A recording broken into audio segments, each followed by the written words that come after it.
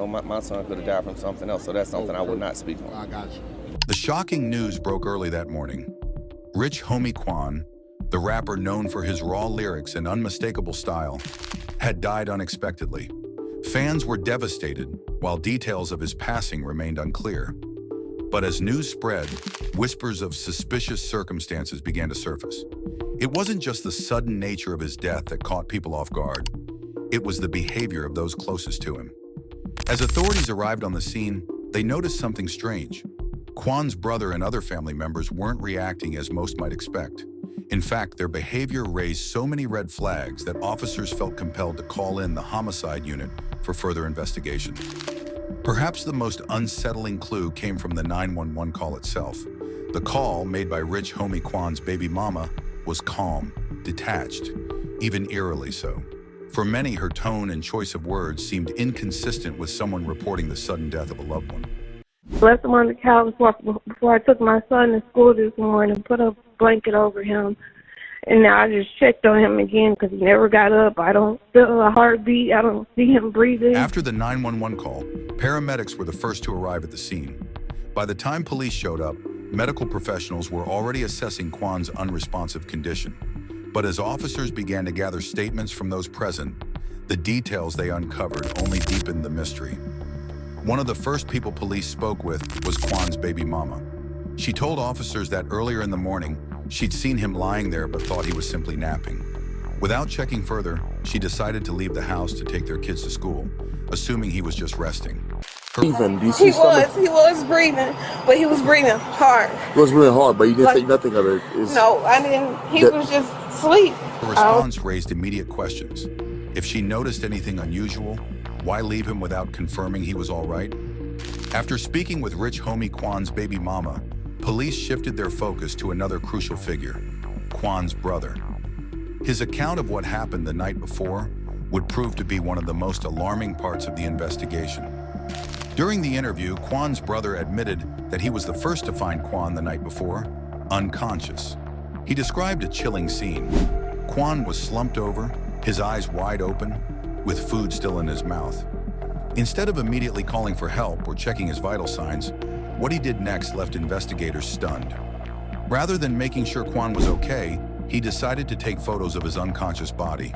After that, he carried Quan to the couch and left him there, assuming he would sleep it off. No attempt was made to clear his airway, perform CPR, or seek medical attention.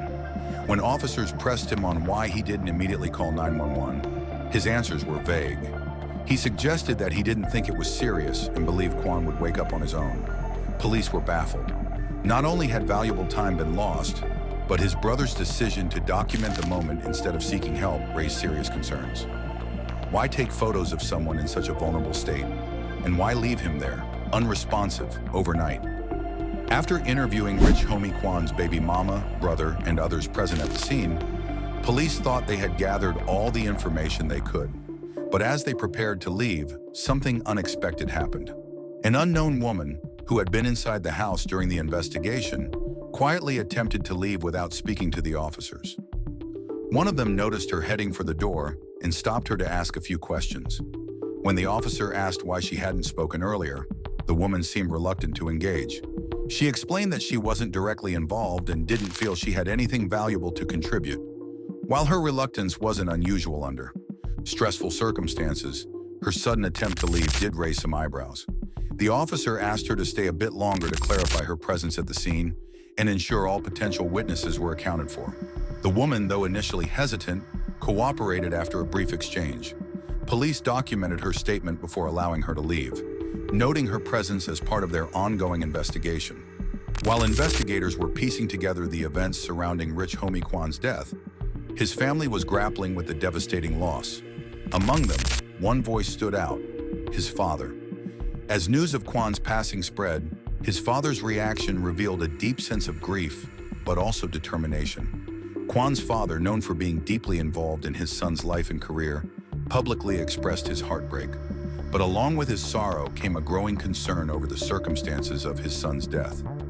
In interviews, he made it clear that he wasn't fully satisfied with the initial findings.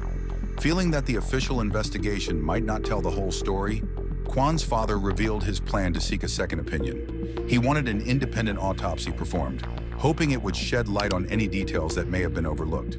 For Quan's father, this wasn't just about closure. It was about ensuring that no stone was left unturned in the pursuit of truth. His actions highlighted the lingering doubts and unanswered questions surrounding his son's sudden death. As the investigation progressed, the official autopsy report on Rich Homie Quan's death was released. The findings painted a tragic picture. The report revealed that Quan had several drugs in his system at the time of his death, including substances known to depress the central nervous system, potentially contributing to his untimely passing. Among the substances were high levels of fentanyl, alprazolam, codeine, and promethazine, which can cause respiratory failure or even coma when taken in large amounts or mixed. The toxicology results made it clear that Quan's condition was critical long before paramedics arrived. However, the autopsy report raised another crucial question. Could Rich Homie Quan's life have been saved if he had received medical attention sooner? According to experts, early intervention might have made a difference, but that window of opportunity was lost due to inaction. During interviews, it became apparent to fans who reviewed police body cam footage that Quan's brother and baby mama likely knew he had been using drugs. Their behavior and evasive responses hinted at knowledge they chose not to share with authorities at the scene. This omission may have cost him precious time. While investigators determined that neither Quan's brother nor his baby mama intended to harm him, their lack of urgency and failure to provide key details likely delayed the proper response. In moments where every second counted, these decisions, or lack thereof, proved fatal. As the details emerged, fans and the public were quick to criticize the family's handling of the situation. Many labeled their behavior as not just irresponsible, but suspicious. Why hadn't they called for help immediately? Why was information about Quan's drug use seemingly withheld until it was too late? Rich Homie Quan's death serves as a heartbreaking reminder of how quickly life can change and how critical every moment is in an emergency. Though the official cause of death may point to a combination of tragic circumstances, the lingering doubts around the actions or inactions of those closest to him remain a point of contention.